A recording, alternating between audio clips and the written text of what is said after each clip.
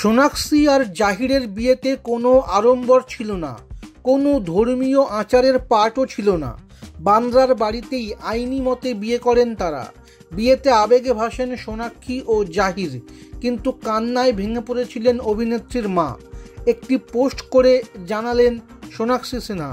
সম্প্রতি সোনাক্ষী এক সাক্ষাৎকারে জানিয়েছেন, বিয়ের পরে তেমন কোনো বদল আসেনি তার জীবনে, ভালোই আছেন, কিন্তু থেকে থেকে বাবা মায়ের কথা মনে পড়ছে।